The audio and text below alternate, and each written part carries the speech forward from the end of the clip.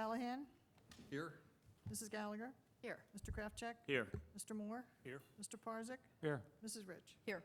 The meeting is now open. Adequate notice of the meeting was provided by posting a copy of the time and place on the municipal clerk's bulletin board and mailing a copy of same to the press and the Cape May County Herald on January 4th, 2019. Will everyone please rise to salute the flag?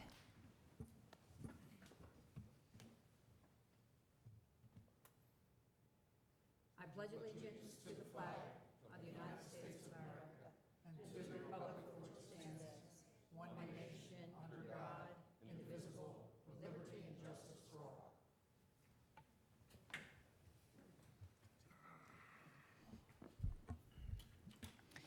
We have the honor of starting tonight's council meeting with swearing in of a new police officer, Resolution 2019 S-136. Madam Mayor and Council, it's my pleasure to offer Resolution 2019 S-136 Second. for Oops.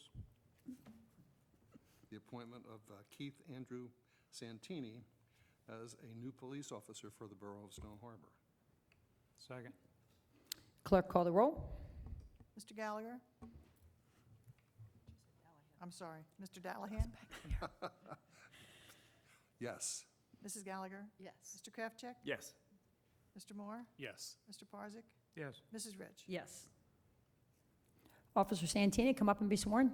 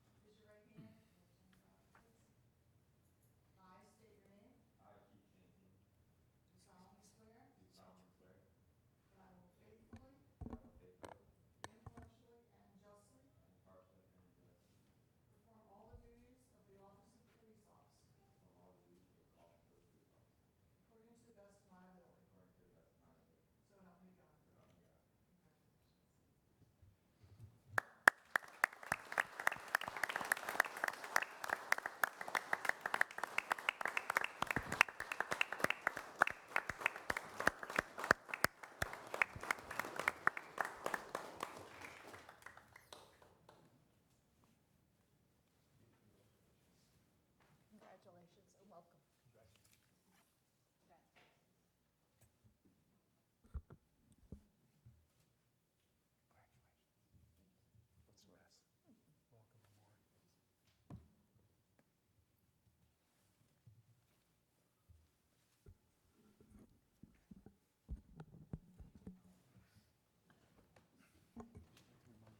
Finance staff.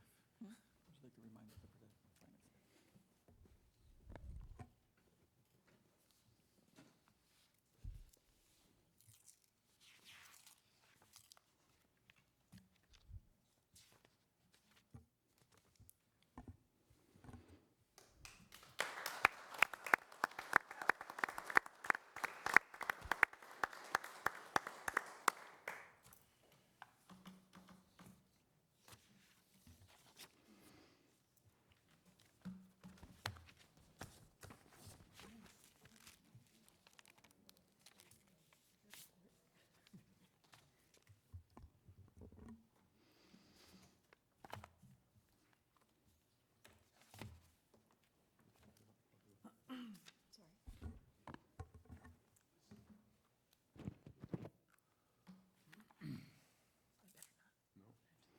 Do we have any communications? Yes, Mayor, we have a letter to be read into the record from Lisa Wetzler and Gregory Wright. To the Planning Board and the Borough Council, I've learned that there is an occasional opposition to our cottages going up, or more specifically, being allowed to put on a second floor on our very small homes. My husband and I, along with several of our cottage owners on Linden Lane, have been consistent in our goals of putting a second floor on our cottage homes, which would give us much-needed space. The planning board meetings that I have attended agree with us that it is right and rational vote to allow us to build a second story on our cottage homes. If you ask homeowners who own or still own the small Cape Cod-designed houses, if they object to their neighbors enlarging and building an entire second floor on their homes, the small homeowners would probably not want any large changes next to them. Yet people are allowed to knock down, rebuild, and enlarge their homes if they are not on the courts or on the lane. If we are allowed to put a second floor on our small homes, it still would be not as high as all the other homes, which are allowed 38 feet. Many people had ideas at the first meeting about height. One was 25 feet from the top to the bottom joist.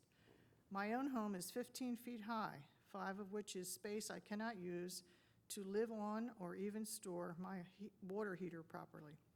So I'm asking the Council of Stone Harbor to honor the unanimous vote of the Planning Board agreed to let the cottage owners put a second floor on our homes.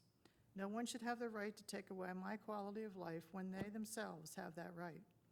I will reiterate my consensus of my near neighbors on 84th and 85th Street who have large homes yet have no problem when it comes to our little spaces because they know our homes would not be as tall as theirs.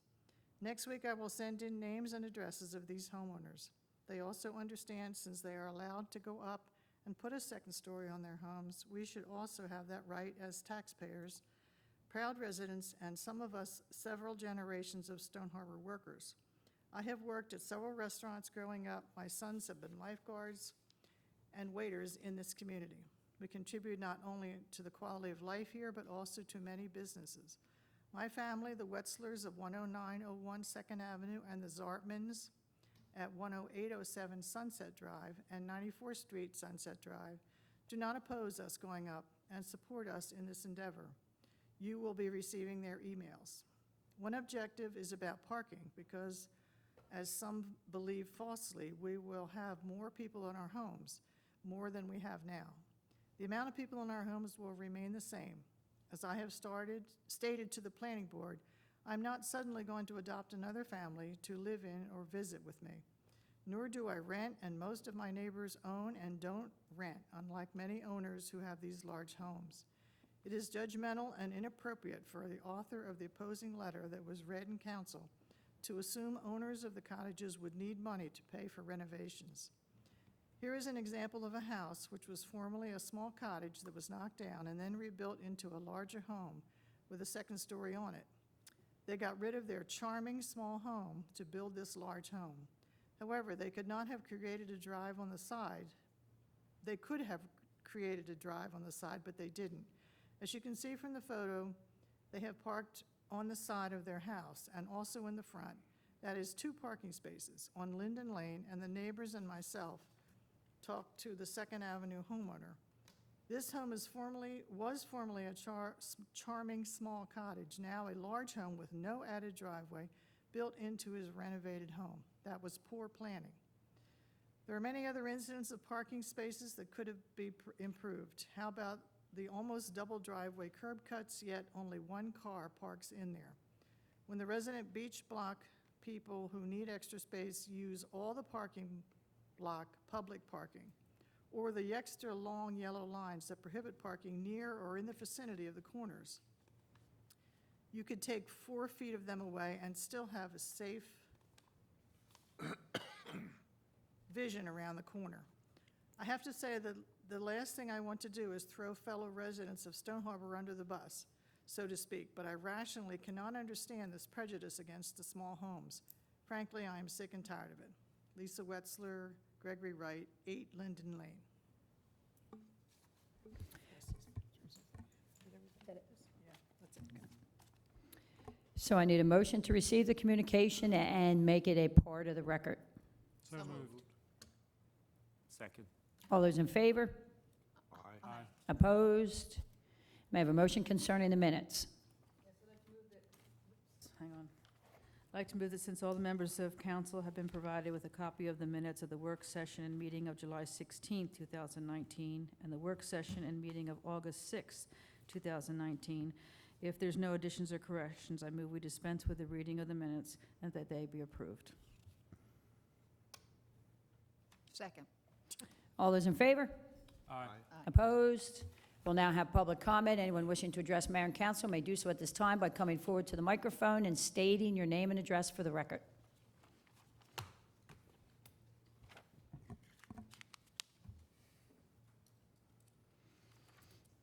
John Reddy, 216 105th. Ray, I couldn't agree with you more about these benches. I mean, we're seashore at the best. We're soon-to-be memorials at the seashore. They're all over the place. All of a sudden, they just all sprung up. So I've never seen anybody sitting on them. So, you know, if you let it go, I mean, there's enough people, they'll keep buying these things. So, you know, it has to get under control. And they're not consistent with what we have here either. I mean, they're cement. So they're big, bulky things. So anyway, then listening to the lifeguard station. You know, I know it's not the final cost or anything, but at $450 a foot for 5,500 square foot, that's $2.4 million. That's twice the cost of the rec center. So, you know, you start looking at the costs of these things. I mean, you got a $3 million project with the bathrooms included. And if you go into your memory bank a little bit, let's go back 10 years, we stood here and had a heated argument and debate about the size of a building because the library was going to go down there. This one's 36 feet. It's going to cast a shadow on the beach. We're going to lose parking spots. We went through all that, you know, not to have the library at the beach. And here we are, you know, it's all new people. I think there's only two. I think Josie and Mayor are the only two that were, you know, here for that episode. But, you know, it's a big building. It's 5,500 square feet. So I don't know what's... Didn't he say it's the footprint, the existing footprint? Yeah. That's why when he walked out, I asked him... because It's the we existing couldn't footprint, hear him. correct? He said Yeah. 5,500 square foot. Yeah. So, I mean, I know you haven't made a decision or anything, but that is one big lifeguard station. So, and it's tall. So, all right, then the other thing I have is we haven't had an update on Smuggler's Cove since the SHPOA meeting back in June. So, rumor mill is there's people talking about it. So, I mean, where are we? Well, just today, there was a meeting with the solicitor and with Jill, with the Alt family, and actually we haven't even been brought up to speed on that yet. That meeting was today. I did have a conversation with the solicitor today and said, you know, where are we at and at what point should we have a public forum? And it just in my opinion, and this is the first that I'm saying, it was a conversation that I had today with the solicitor, I think we're getting to the point to have a public forum. And the timing could work out perfectly with the SHPOA meeting. So we could start with doing something at the council meeting in September. And then, of course, that's, you know, open to the public. Anybody can come to that, and we can discuss then there. And then the SHPOA meeting is a week later. We can discuss it there. We can start, you know, gauging public support, lack of support, just get it out there. I think we're at the point that we need to get it out there. Yeah. I mean, is it a discussion or is it a negotiation? At this point, it's a discussion because we're still gathering certain facts and figures as to the cost for amortizing the debt, the income we can expect. We have people looking at those, giving us projections. So at this point, it's a discussion. Right. Well, you know, wherever this thing ends up, my personal point of view on this thing is government has no business being in a commercial business. I mean, we just looked at a $3 million project this morning, let alone what this thing is. You've got renters, you've got a business, you've got riparian rights, you've got bulkheads, you've got maybe mitigation of gas tanks. You know, who knows what's in that thing? But even Well, we would know that before we did anything. well, I would hope so. Right. Right? But even to have any conversation that's serious, I mean, I've never heard publicly where the council has agreed, like, let's take a look at it. I know you did the $13,000 The assessment that the engineer was authorized, right. that the council, the governing body, says we're serious enough that we ought to be talking to all. I mean, I fe- all I ever heard was like discussion of interest. So those discussions have taken place in executive session, and as a contractual matter, that is a proper subject for executive session. And when there's a decision that we're ready to bring it into public session, which will probably occur at the next meeting, then you'll hear that. All right, so all 6 council members are in lockstep with what's going on. They know. I think I would say no. I would think it's fair to say, number one, we're not allowed to vote in closed session. We have to Right. come out But to public everybody session. knows what's going on, Everyone has right? been privy Yeah. to those discussions. I would say the only way to put it is it's fluid. As the information comes in, you can see, like, some council people are like, well, that's unanticipated. Right. So, you know what I mean? I think that it's fluid as the information's coming in, and I would definitely say Okay, there's so- no lockstep, So, all right, definitely. So all 6 know as much as you do. 100%, know everything I know. Yep. The only thing that they didn't is what I just said, is I had a conversation today saying, I think it's time that there start to be a couple public forums. But we need more information, and the CFO has been charged with finding some information for us, and then we can start to have that debate both publicly and amongst ourselves. Right, because the public's going to want to know cost Oh, now, 100%. cost going forward. 100%. Business plan. Yep. I mean, you can't get something like that without what the next 10 years is going to look like. Right? Or at least the life of the debt you're going to service. We can get that. Right. Right, so once we have, and I think everybody would be in agreement, we're about there. We're pretty much, we're going to be cleaning up the last of the information that we need should be within, I would think we could get on that timeline. I'd like to see us get on that timeline. And it falls in with the Chappaqua meeting where we would have a good audience, and Well, then, it's definitely coming up yeah. at the Chappaqua meeting. Right, but the thing is, we need to be in a position where we can legally then, Understand. talk about the information we have in hand. Right. And I keep talking about the governing body on this because when I look around, I see people looking like there's stuff that they don't know or something. I mean, it doesn't. I don't know what you're saying, but everybody here knows everything everyone else knows, 100%, All right. 100%. Yeah, I don't know what, I don't know what we're allowed to say. All right. Everybody is not in agreement on everything. Well, that's. but everybody has the same facts. Yes, everyone's got the same All right. facts. That's what I'm Yes. thinking. All right. Yes. So as- No one's going to tomorrow sign a contract, and then you find out a week later we own Smuggler's Cove. Right. That's not going to okay, happen. And it won't happen when everybody's gone? Well, that's where I just said, No. with this lineup, you know what I mean? That's why I think it's time, because, people are going to be leaving. Right, yeah. You know? Like a 45-day window here. Right, but by the same token, when we start to, we can talk publicly here, it's going to be taped, people can watch it at home, they can then email us, where they're going to get the same presentation, where we're going to be asking people Okay. for feedback. All right. That's the plan. Right. I just try to get it out here because it's a big deal. I mean, this thing's a big Yeah, deal. we know that. Yeah, That's why it's taking forever, okay. All right, thank you. okay? John, one point. Going back to the lifeguard station, I would suggest that you take a tour of the existing lifeguard station with Sandy and have him point out to you the shortcomings that the existing facility has. It's clean, it's neat, but it's a mess. Yeah. It's horrible.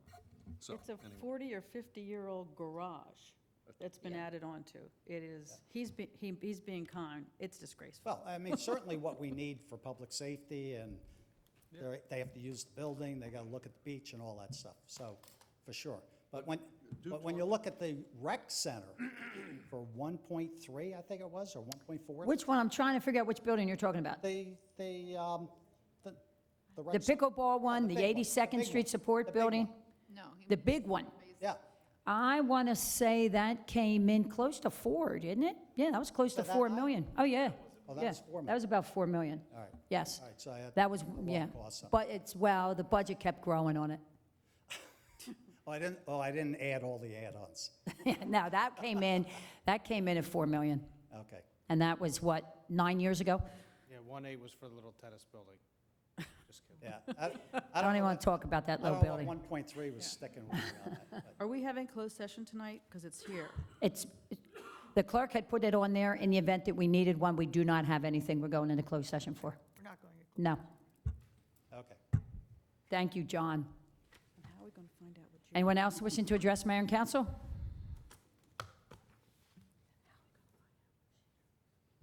Bernadette Parzak, 9925 Sunset. This is such a tiny little issue that I'm embarrassed to be standing here in front of you, but it's something that annoys me when I see it, so I thought I might as well say it. The names of our streets are numbered streets, and there are numerals in the names of the streets. The names of first, second, third, the avenues are, I believe, on the tax map, written out, F-I-R-S-T. But that's not what our street signs say. A lot of our street signs, especially the new ones, say First Avenue, a 1, and then an S-T. I think it kind of cheapens the whole look of the town. And so I'm hoping that whoever's in charge of, did we change the name of the streets, the avenues? Who's ever in charge of ordering these new signs, and there are new signs cropping up, if we could stick to the way the streets are named on the tax map, spelling out the avenues and using the numerals on the streets. Thank you. You're welcome. Is there anyone else who would like to address mayor and council?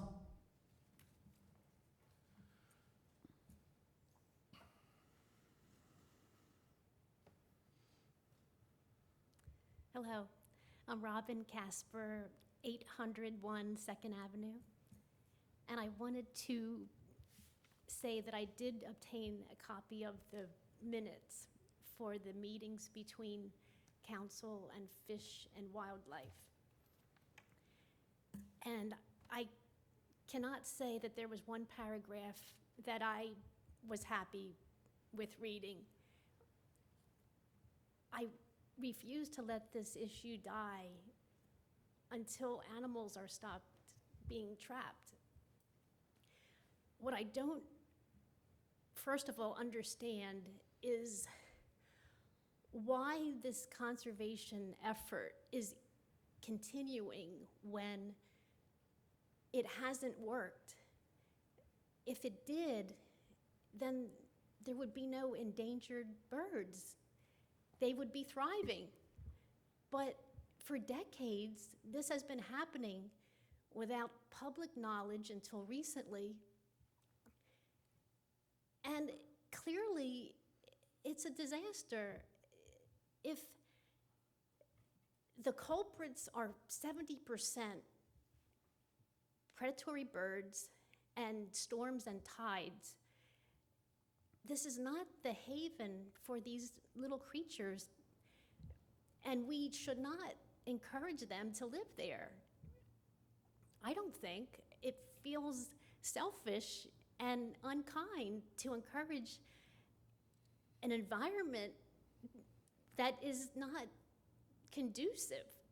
So these animals being trapped, to me, is just a further example of stupidity, I think.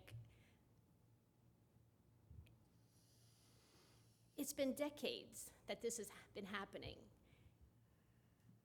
So that's my first thought.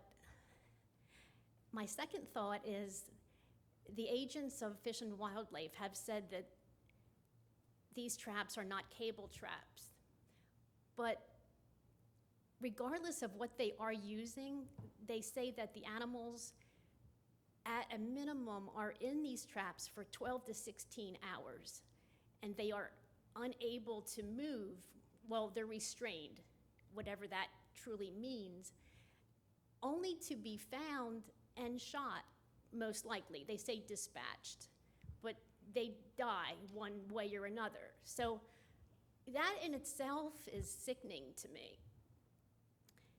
And so that is just heartless. And furthermore, these agents do not want the public to know what they're doing, and they discourage any public comment, any public knowledge. So when you say, we don't want anyone to know what we're doing, that tells me that they shouldn't be doing it. And also, there's another aspect. The beach management plan, which they claim part of that includes maintaining a safe nesting area for birds that are endangered.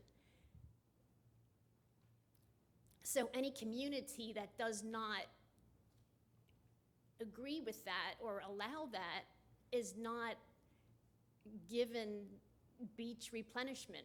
They don't fit the criteria.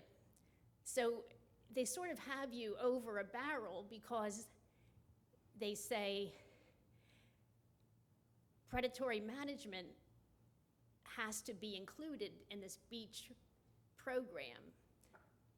So, like I said, by denying that area, then you are cutting yourself off of beach replenishment. So they, I think, sort of have you in a difficult situation.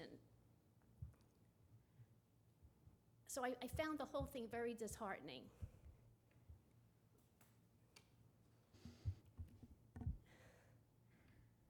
I was not at the meetings, if anybody wants to address any of it. I mean, I read the minutes, but I was not at either of the meetings. Well, also the fact that they did have the meetings so they couldn't be public. They had to keep them a minimum of 2 or 3 council members, which meant that 3. which meant that automatically could not be made public. So I feel the whole thing is just very unfair and illogical and unkind.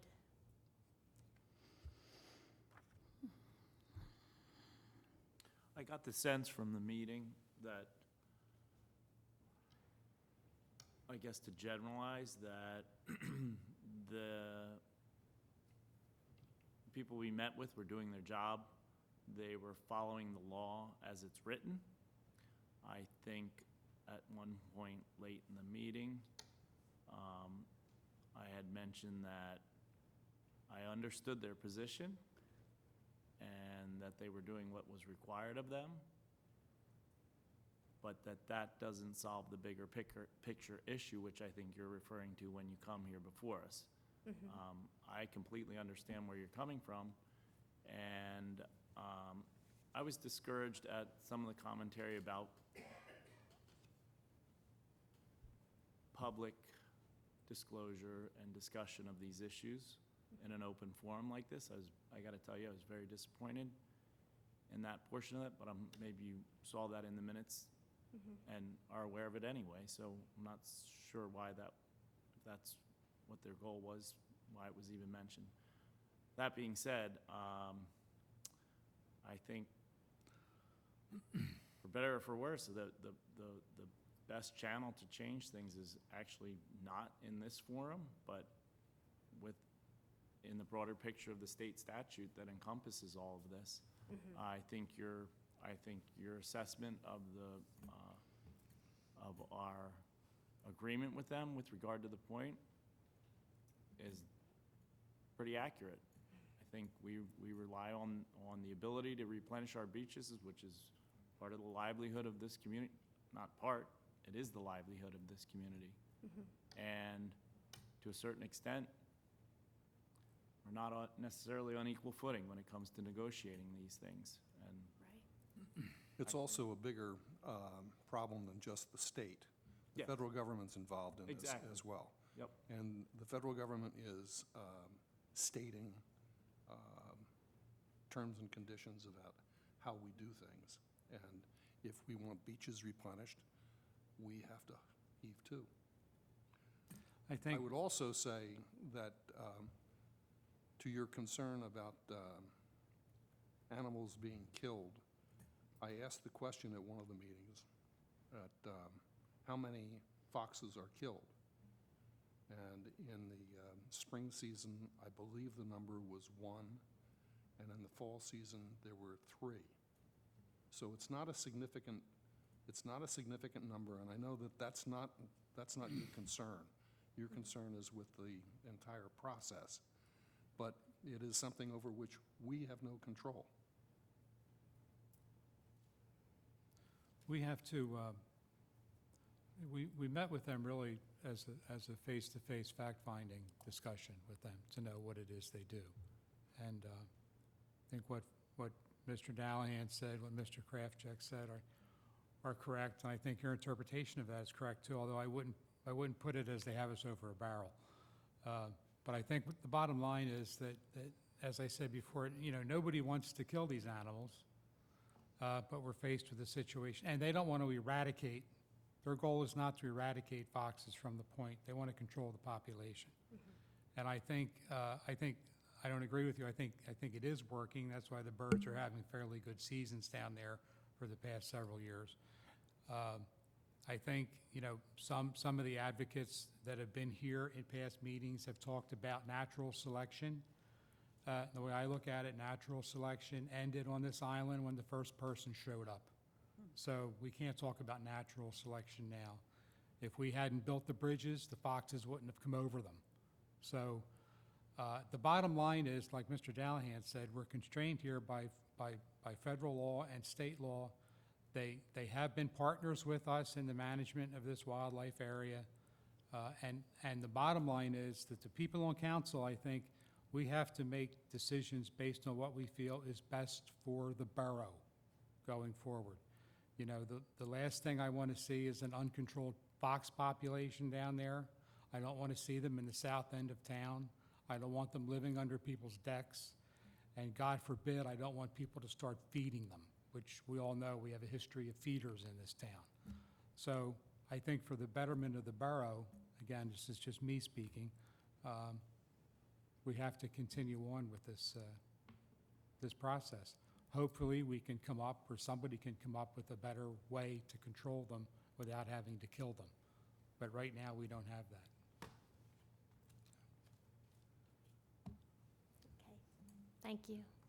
Well, just predator management can be handled by the municipality. It does not have to be handled by Fish and Wildlife. You just have to have predator management.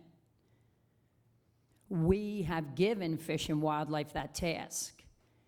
We can conduct our own predator management as long as it gets conducted. And to Ray Parzik's point, is there another way? I feel like we should at least be speaking to the other side and say, is there another way? We should be hearing an argument from wildlife experts who say if you relocate 2 foxes, it's not going to destroy an ecosystem somewhere. If the way that they're being, the way that I have heard, but again, I was not in the meeting, the way that I have heard that this happens, if the foxes are trapped, put in something and transported somewhere to then be dispatched, why can't that transportation end in life rather than death? Because it's what we're doing. We're transporting them somewhere else. So why can't we transport them somewhere else? So that would be the conversation that I would like to have with wildlife experts. And if you trap harder and hit it harder in February and March before there's pups born, that's when you want to get it. You don't want to trap when you get into the reproduction months, because then your problem now, what would have been 2, 3 foxes now becomes 6 and 7. We can do our own predator management. They do it in other municipalities, other towns, other states. They do it in the East Hamptons, they do it, and they partner with Fish and Wildlife. Brigantine is talking about it right now. They're hoping for positive results. They're trying. I would just ask that we don't listen to only one side of an explanation and a reason why something must be done a certain way, and completely ignore the fact that there could be an alternative. And maybe if we flesh this out in the next couple of months, maybe we say, well, you know what, unfortunately, we are stuck with this way. But I think we're making a decision based on what one organization told us. Not, That other side. the other side is how inhumane this entire procedure is. No. I'm saying to you, you said, I'd like to speak to the other side. I shouldn't say, I would like to hear the opposing argument as opposed to, rather than the only answer is to trap and kill wildlife. Can't we trap and relocate the wildlife? The answer to that question is no. Of course, Fish and Wildlife will tell you that. No, but I don't think you can take the position that Fish and Wildlife people that we spoke to are not professional and not. I'm not taking that position. All I'm saying is there is guidelines, DEP guidelines, that include the circumstances under which you can relocate wildlife. It is included in their own guidelines. The wildlife expert that attended the meeting that I was there said that when you relocate the animals, they go into a new area where there are foxes present. And typically what happens is the fox who is transported to the new area is killed by the foxes in that area because they have their own territory. I'm not a wildlife expert. I don't know what the... All I know is their own guidelines outline that you can relocate. They say you can relocate, and it's online. It's their guidelines for the relocation of wildlife. They mentioned that, and they also said it would be at our own expense. Right. And that, exactly, 100%. And I think lots of times that's what really ends up happening.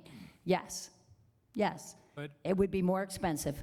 It would be 100% more expensive. But if state law says you can't relocate them, what, It doesn't. That's, I just said the opposite. It says you can.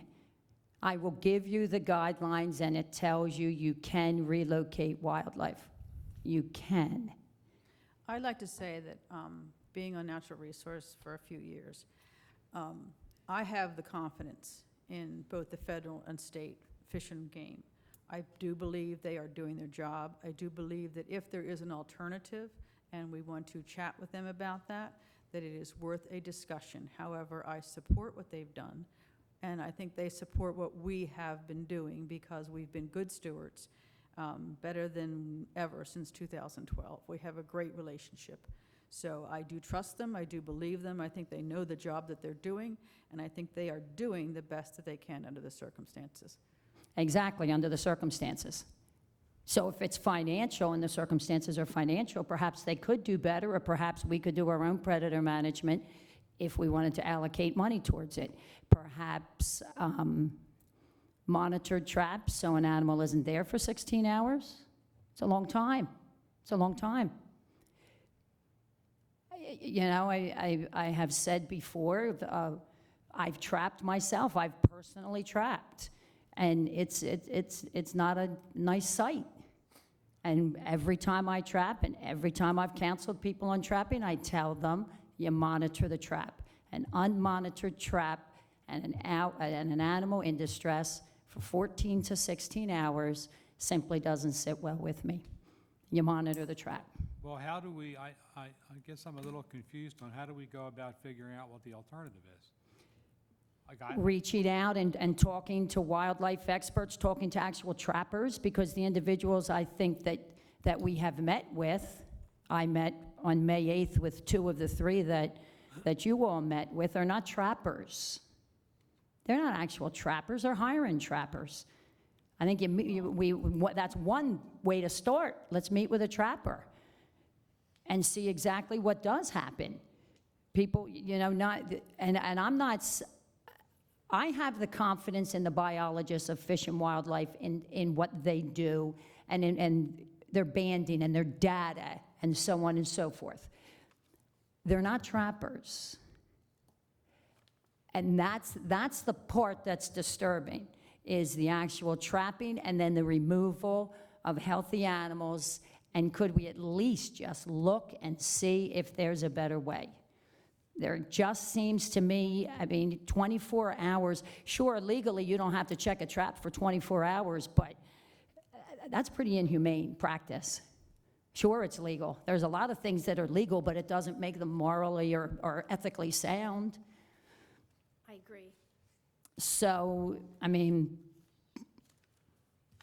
Should we be reaching out to Brigantine? to see what- Brigantine would embrace that. And they've been in conversations with Fish and Wildlife. They're trying to do the same thing, Brigantine is. I think, back to my earlier point, I didn't get the sense that the people we met with were willing to do anything more than what they were required. I didn't get a sense of enthusiasm for exploring options. So I was disappointed on that level. And I think I stated it, I said, we're talking about killing a living animal. And that doesn't sit well with me at all. So I think it's incumbent upon us to reach out to other communities that are experiencing the same thing and looking for alternatives. Because we are hearing one side of the story, and I just left the meeting with a sense of lack of enthusiasm on their part. Just want this to go away, and it'll go to bed, and everything will continue as is.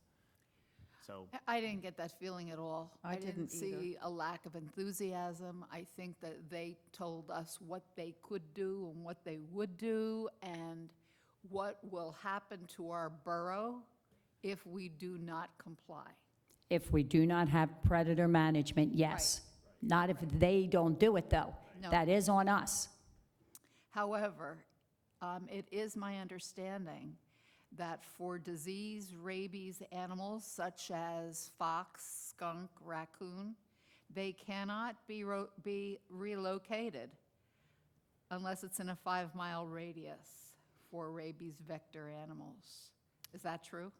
No, actually, it gets a little, wherever you trap the animal, you need to release it within 2 miles of where it was trapped, is number one, when you're trapping nuisance animals. And it's got to be released within the municipality it was trapped, which puts us at a huge disadvantage because we are so small. And there is a provision that it can be transferred within 10 miles in the same county. I think what we'll do at the next Natural Resource Committee meeting is we will discuss this and we will come up with an answer. I think, A again, personally, solution or an idea, Charles, is that okay? I think this issue is so important, it needs to be out front and center, in front of everyone. Oh, okay. I think we have to be careful in how we proceed here. I have respect for the Fish and Wildlife people, and I think they're professionals, and I think they do a good job. Again, the success of the point to this date proves that. And I think they want to do the right thing, and I think they've been good partners. Now, I think we have to be careful in how we proceed, that we don't alienate these people or paint them like they're some kind of, monsters, because they're not. So if there is an alternative out there somewhere that we can figure out and explore and take it to them and say, hey, this is how we propose to do it. And I think, I can't speak for all other council people, but if it's going to cost us a little bit of money extra to do that, I'm sure I think we would all support that to save these animals. But I think in the interim, we need to keep going like we are, and then, my question again, though, is how are we going to find out what these alternatives are? If they exist. Well, to be frank, I'm getting contacted by people. And I'm simply saying, at this point, the council is meeting with Fish and Wildlife, and they're getting answers to their questions. There's people that are reaching out to me that would like to talk to you. And I was waiting for some sort of discussion to see if that was something that you were open to. I hadn't heard a word about the meeting. Nor have we heard anything about people contacting you, so there is transparency missing there. If you're being contacted and it has something to do, and according to Charles, that everybody should know, we should be hearing what you're hearing. What, I mean, when I say contact me, I mean, there's wildlife people. There's people that protect wildlife that are contacting me saying, you're having a problem there with the foxes. There is other alternatives. If you need me to come and address your council, I will. The president of the Humane Society of the United States is in the Animal Welfare Federation with me, and he'll come to this podium the next meeting. Josie, it's what I do for a living. And I'm telling, and I mean, I'm talking to people throughout the state. So if you want me to, I've been sent a white paper on the fact that possums are very huge in Lyme disease prevention. I mean, this is all the things I'm getting that people say, if you need some help with this, we'll do this, we'll come out, we'll talk to your council. You know the newspaper's calling because it's there. Brigantine officials, you read the quotes in the paper. The mayor there wants another solution. The council there wants another solution. And I've told you before that the Cape May County mayors have stated they want another solution. I've said all this. Well, my point is really just from just starting to understand this, I guess I'll start that as a premise, is number one, it is a very complex issue, and I think it makes even more complexity as a result of state and federal guidelines and requirements. And having said that, I don't know of any reason why would not want to consider and other options. I think that that's fine. I think we should consider other options, but also recognizing that the working relationship that we have with the Fish and Wildlife Group has been very, very good and mutually a good mutual relationship for both of us, number one. And then with that, I think that if there are other options, then fine, we can certainly talk about them. There's no reason why you can't talk about other options. I think we should. I agree.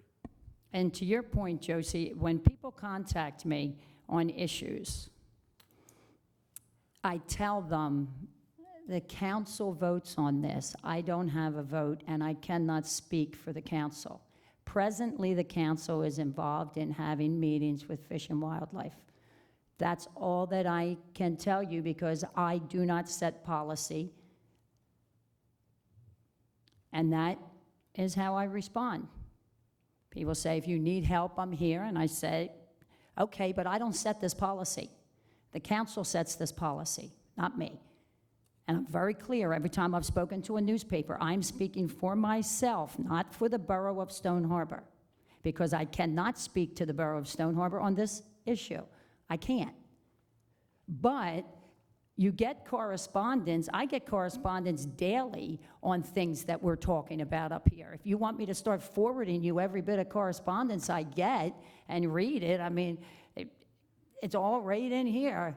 There's nothing non-transparent about the fact that I don't forward every single email I get to every member of council. That's not lack of transparency.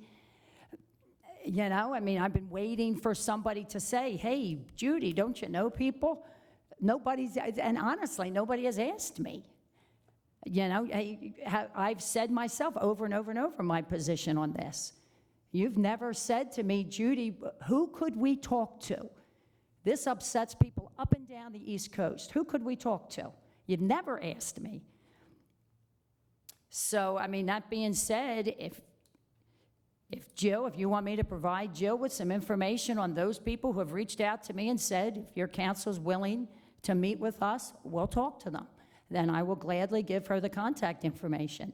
But I'm in a position, and I tell them, I made it clear, I am in a position that I am not setting this policy. The council is.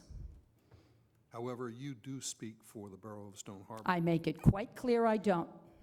You speak for the Borough of Stone Harbor, and you have the apparent authority to present a point of view to the public that is really critical. So I don't have a problem with you talking to other people, and I think that's fine.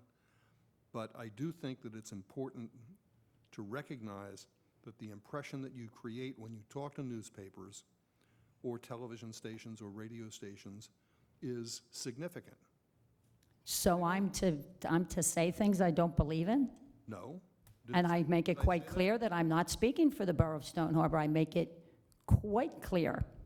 You may say that, but I'm not sure that comes across. What am I supposed to do then?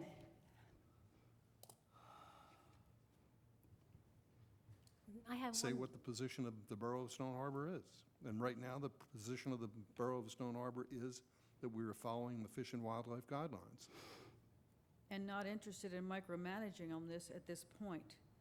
And that's what I think that we are trying to do. I am all for But I don't know listening. that that's the consensus.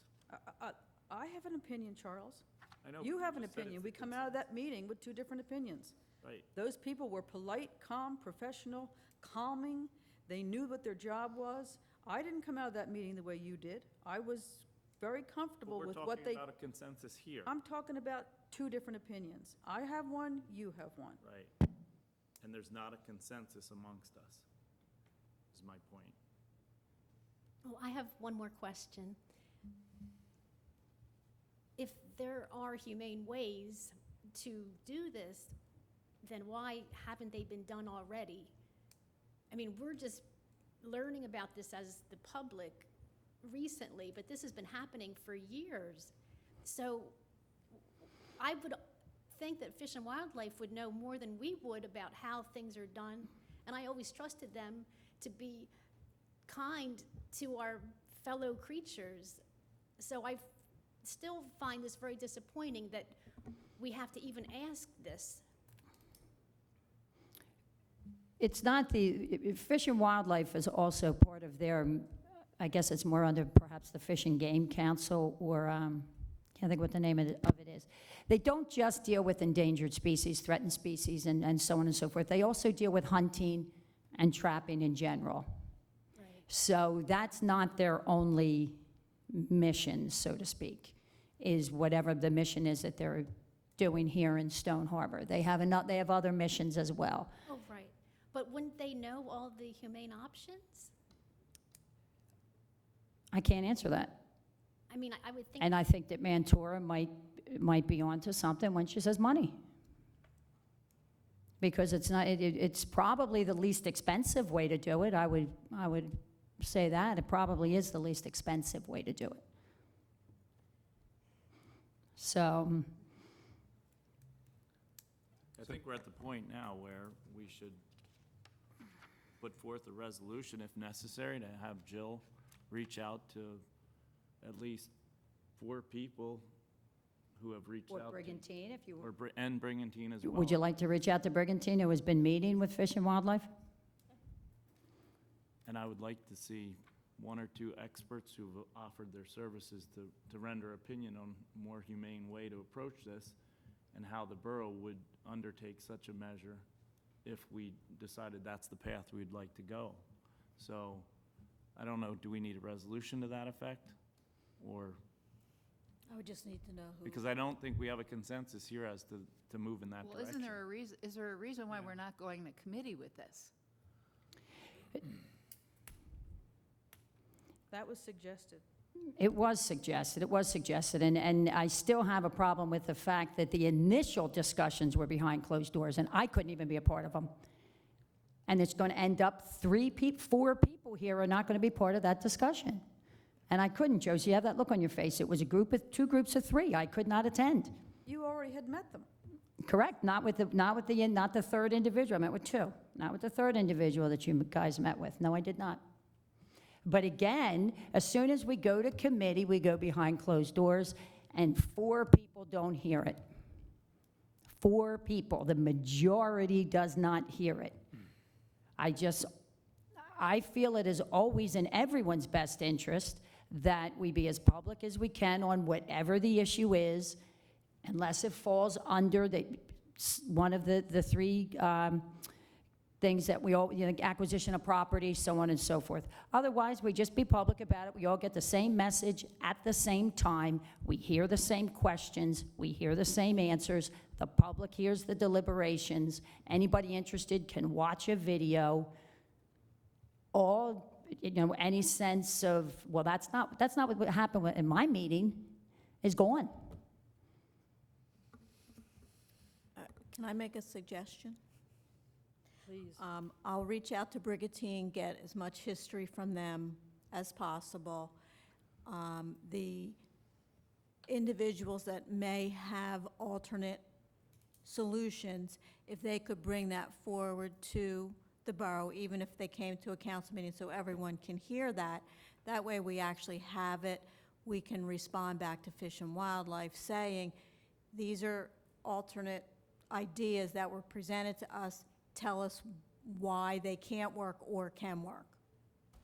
I That think sound before we- reasonable? I think before we do that, I think it's important that we contact Fish and Wildlife and tell them what we're doing in advance. I don't think it's a good idea to have Fish and Wildlife find out about this. I can after the certainly fact. tell them, but I can guarantee you they'll watch this, so they will That's- know. Well, But I can yeah, certainly it's- tell them, that's absolutely, fine. that's not a That's fine. problem. It's just, it's To a do that. courtesy to talk to them. Yeah. Yeah. They will watch Sure. this and understand the whole feeling. It's not a New Jersey problem, it's not a Stone Harbor problem. It's a problem Fish and Wildlife faces everywhere in this country.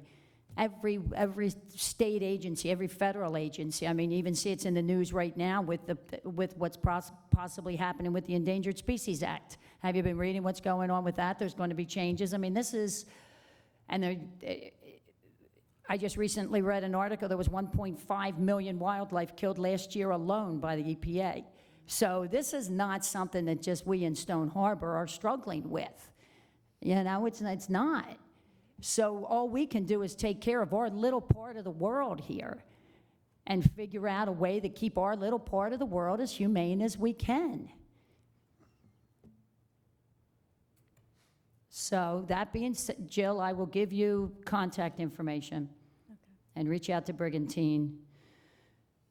Okay. And I will also let Fish and Wildlife know that we're doing that and to expect something back from us once we hear from these other people. And that's reasonable, and I'm sure they won't have an objection to that anyway. Nor should they. Right.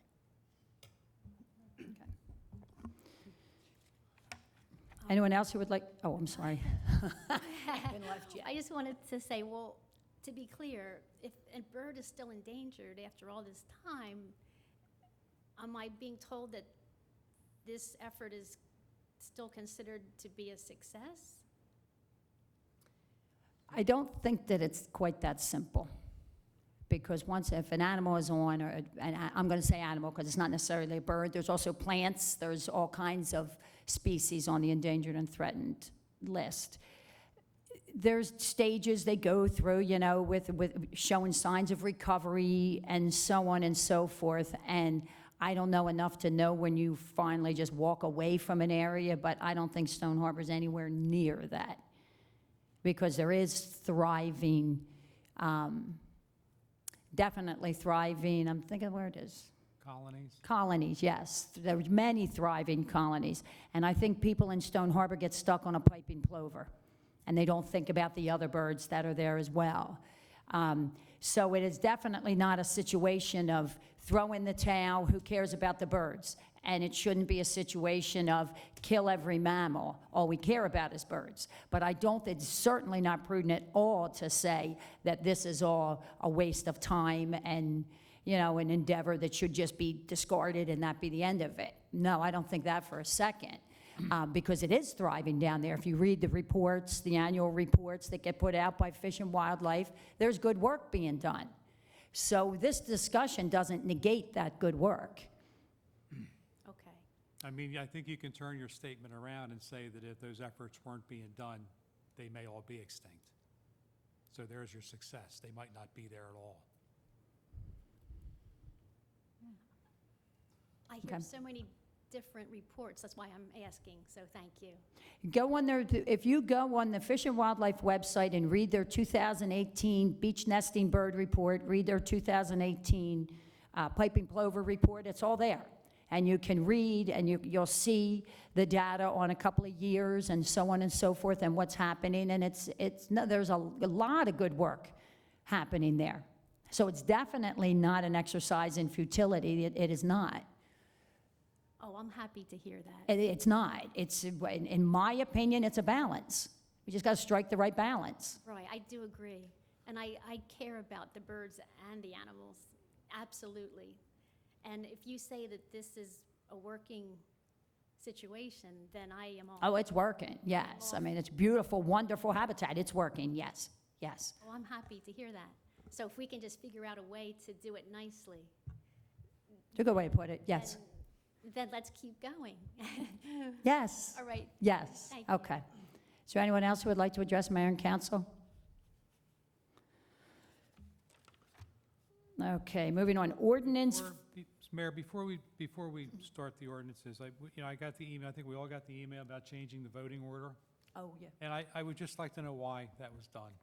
What was the reasoning behind that? I mean, I can't figure out why it was required. Ray, I'll clarify that. I asked to consider it because I'm new, and I wanted to be able to evaluate some of the ordinances as they come up further than just being the first person to vote on them. I understand that. I'm sorry, but I don't understand that. I mean, do. You have the same opportunity to evaluate them as the rest of us do. We have discussions about them all. There's ample time to ask any questions. If you don't understand something, just ask the question. And, hopefully we're all voting on the merits of that proposal as we see them. So the order of vote should not matter at all. So it just struck me as funny that we're changing the order of vote all of a sudden. I think that was the reason, and whether it was a valid reason in your mind or not, that was a reason. Change is good. That I suggested it. I mean, I would, if we're going to do that, change it when somebody wants to change it, I think we should just have Suzanne change them every meeting, do it at random. It's the clerk, Sue, she consulted the clerk's handbook before she decided how the order would go, and the clerk's handbook does allow alphabetical. Does it allow random every meeting? No. So there's our answer. We cannot do that one. What else does it allow? It allows done by seniority, but we have so many changes that I thought that would be a little confusing.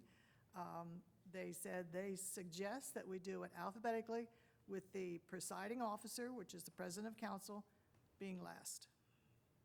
So that's how I put it out tonight. Save the best for last. I'm kidding. Okay, let's roll. Yeah. All right, so alphabetical's easy, there's no, right? There's a clear-cut alphabetical order, there's a clear-cut president, there's a clear-cut roll call. But I'm Okay. newer than he is. Excuse me? I'm newer than He's the Reese new is. How about, I'll try doing it by seniority next time. No, wait a minute. We're just going to stick with alphabetical, and moving forward, we will forever stick with alphabetical. Okay, ordinance 1553. I'd like to move that ordinance 1553 be taken up on second reading. Second. All- Go ahead. I'm sorry. Go. All those in favor? Aye. Opposed? Will the clerk read the title only of ordinance 1553 on second reading? An ordinance amending Chapter 560, the revised general ordinances, electrical subcode fee change. This is a change that is being made to the fee schedule just to make it clearer when pricing the permits. The public hearing on ordinance 1553 is open. The public hearing is closed. I move that 1553 be passed on second reading and advanced to third and final reading. Second. Clerk, call the roll. Mr. Dallahan? Yes. Mrs. Gallagher? Yes. Mr. Kraftcheck? Yes. Mr. Moore? Yes. Mr. Parzak? Yes. Mrs. Rich? Yes. Will the clerk read the title only of ordinance 1553 on third and final reading? A change in electrical subcode fee. I move that ordinance 1553 be passed on third and final reading, adopted and published according to law. Second. Clerk, call the roll. Mr. Dallahan? Yes. Mrs. Gallagher? Yes. Mr. Kraftcheck? Yes. Mr. Moore? Yes. Mr. Parzak? Yes. Mrs. Rich? Yes. Ordinance 1554. Mayor and council, I move that ordinance 1554 be taken up on second reading. Second? All those in favor? Aye. Opposed? Will the clerk read the title only of ordinance 1554 on second reading? An ordinance amending Chapter 178, Building Construction, Article subsection 17811. This ordinance change allows for bulkhead construction to continue through the summer season. The public hearing on ordinance 1554 is open. The public hearing is closed. Mayor and council, I move that ordinance 1554 be passed on second reading and advance to third and final reading. Second? Clerk, call the roll. Mr. Dallahan? Yes. Mrs. Gallagher? No. Mr. Kraftcheck? Yes. Mr. Moore? I don't have a comment before I pass a vote. Yeah, I read the ordinance for the construction ordinance, and that has a provision in there that if there's a reason for making an exception, then there's a clause that can make an exception. I'd like to see this ordinance have that same type of language. If there is an exception, Right, but we need to just continue with the vote. okay? Okay, No. okay. Mr. Parzak? Yes. Mrs. Rich? No.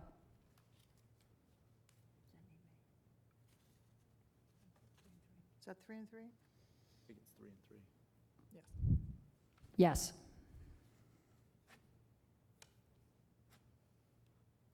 All right, where are we? Clerk, call the roll. Will the clerk read the title only of ordinance 1554 on third and final reading? An ordinance amending Chapter 178, Building Construction.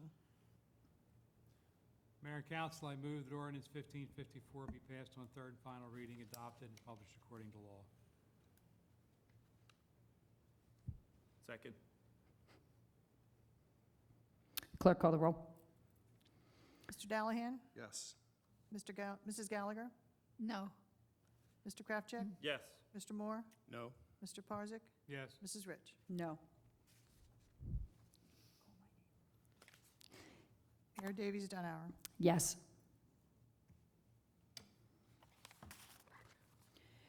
Resolution 2019 S-137.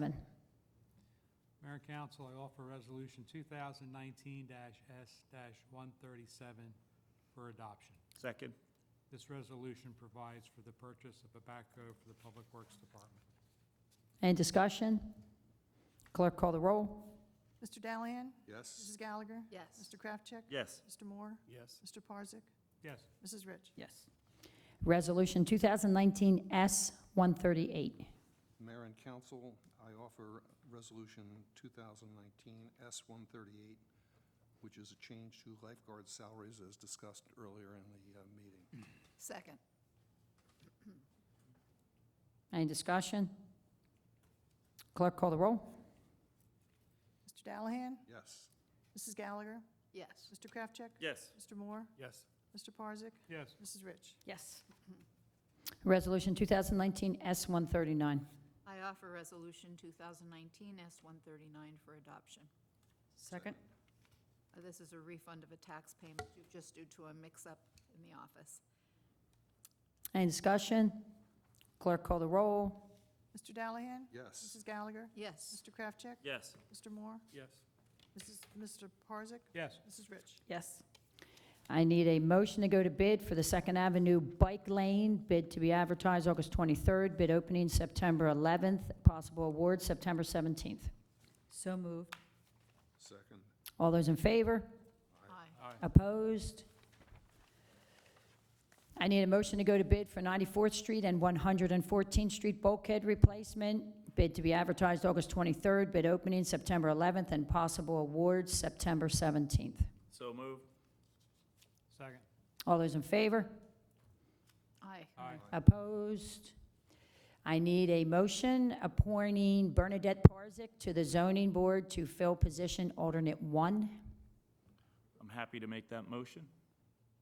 Second. All those in favor? Aye. Opposed? I need a motion appointing Councilman Moore to the liaison to the Stone Harbor Property Owners Association. So moved. Second. All those in favor? Aye. Opposed? I need a motion approving the Stone Harbor Fitness Retreat for October 12th, 2019. So moved. Second. All those in favor? Aye. Opposed? I need a motion to suspend the Memorial Bench Program. So moved. Second. All those in favor? Aye. Opposed? I need a motion to restrict vehicle access at the point until October 1st or sooner if circumstances warranted so. So Second. moved. So moved. All those in favor? Aye. Opposed? I need a motion approving the bill list. I move that, I approve the bill list and authorize the CFO to pay the bills when the funds are available and the vouchers are properly endorsed. So moved. Second. All those in favor? Aye. Aye. Opposed? We have no closed session, no need for that resolution nor that motion. We will now have second public comment. Anyone wishing to address mayor and council may do so at this time by approaching the podium and stating your name and address for the record. Seeing no one, I will close public comment. I need a motion to adjourn. So moved. Second. All those in favor? Aye. Opposed? We're adjourned. Welcome to the zoning board, Bonnie.